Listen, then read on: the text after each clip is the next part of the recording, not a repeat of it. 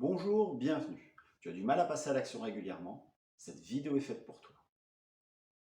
Je te partage les causes que je rencontre régulièrement en coaching professionnel et les solutions mises en place par mes clients pour agir régulièrement contre la procrastination.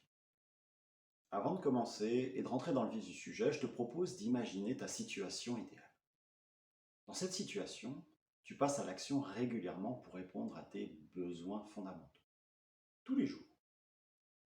Lorsque tu prends une décision, tu le fais aligner sur tes valeurs clés essentielles pour toi. Tu sais alors pourquoi tu fais les choses pour répondre à tes besoins et comment tu fais les choses alignées avec tes valeurs. S'il arrive de ne pas atteindre ton résultat, le résultat que tu escomptais ou les résultats que tu escomptais, tu relativises, tu gardes ce qui t'a porté et tu vas changer ce qui t'a freiné.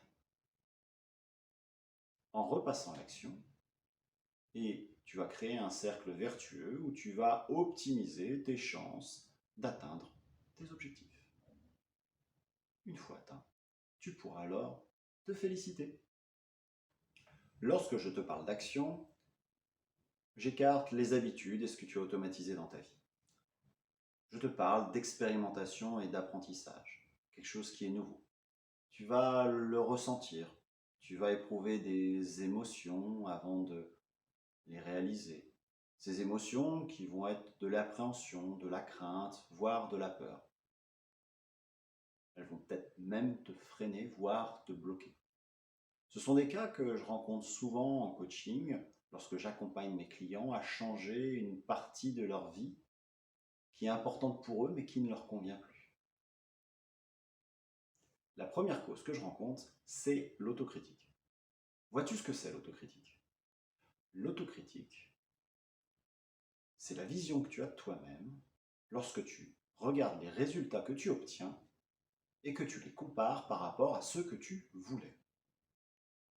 Ton autocritique s'est construite durant ton enfance, dans ton milieu éducationnel, au contact d'un parent, d'un grand-parent ou d'une personne influente de ton entourage. Cette personne, elle t'a clairement critiqué pour les résultats que tu obtenais. Elle recherchait en toi la perfection. Comme elle recherchait la perfection et qu'elle est rarement atteignable, elle a répété et répété ses critiques. Pour toi, en tant qu'enfant, tu es en train de te construire. Tu cherches à être accepté par ta famille. Tu cherches à être reconnu pour tes qualités et tu cherches à être aimé tel que tu es. Que vas-tu faire face à la répétition de ces critiques? Tu vas intérioriser ce personnage, tu vas anticiper pour éviter d'être critiqué. Cette intériorisation, c'est ton autocritique. À présent, même si tu n'es plus au contact de cette personne, ton autocritique est à l'intérieur de toi et aujourd'hui, lorsque tu dois expérimenter, tu places plus de temps à réfléchir qu'à agir. Pour certains même, ne pas atteindre la perfection est un échec, ce qui constitue, dans les deux cas, un frein ou un blocage pour passer à l'action. Dans ce cas, une solution est de se fixer des objectifs réalisables et atteignables, tout en réglant son autocritique sur, non pas la perfection, mais sur l'excellence, et de passer régulièrement à l'action pour atteindre stabilité et durabilité. La seconde cause que je rencontre le plus fréquemment est le manque d'énergie ou l'épuisement. Dans ce cas précis, tu passes à l'action à certains moments et à d'autres moments, tu ne fais plus rien. L'origine de ton comportement est souvent une croyance qui est née dans ton enfance, dans ton milieu éducationnel de nouveau, auprès d'un parent, d'un grand-parent, d'une personne influente. Cette personne a lié les résultats obtenus aux efforts que tu fournis. Autrement dit, elle t'a accepté, reconnu ou aimé, à condition que tu lui aies démontré que tu as fait tous les efforts possibles.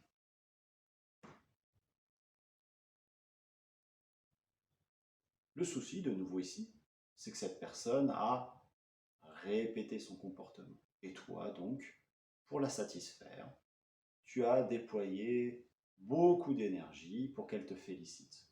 Et tu as fait de cette croyance la tienne et tu l'as automatisée en toi. Pour certaines personnes, ça peut aller jusqu'à complexifier des tâches qui sont simples, juste pour être félicitées, même si elles ne sont plus au contact régulier du parent à l'origine de cette croyance.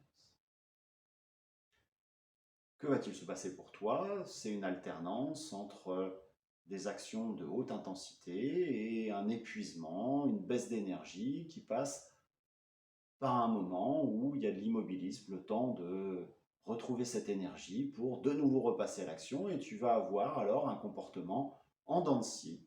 Ici, dans tes passages à l'action, tu vas retrouver des phases d'intense activité et des phases d'immobilisme, ce qui constitue clairement un frein pour ton passage à l'action. La solution commence par une prise de conscience et accepter cette croyance pour ce qu'elle est. Ensuite, tu vas focaliser ton énergie sur les tâches qui sont réellement importantes pour toi. Travailler sur ton équilibre va te permettre aussi d'optimiser la gestion de ton énergie et d'éviter ces passages à l'action en dents de scie. Un accompagnement peut être nécessaire également pour changer ta perception de la vie et accepter de faire les choses simplement. La dernière cause que je rencontre le plus souvent en coaching, c'est la confiance en toi.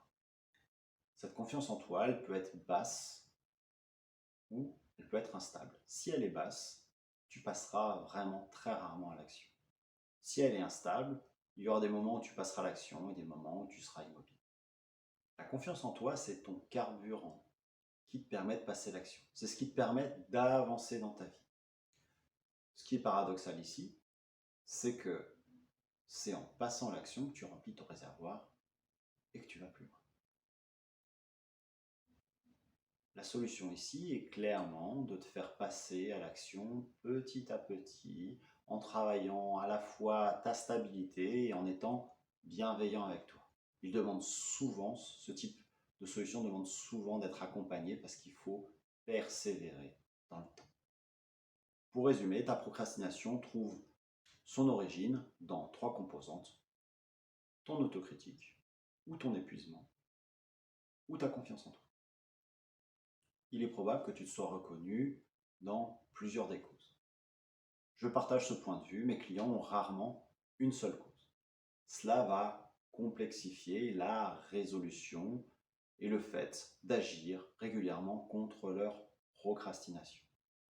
Cela demande donc de faire du sur-mesure et un regard extérieur d'un accompagnateur est souvent le bienvenu et gage de succès.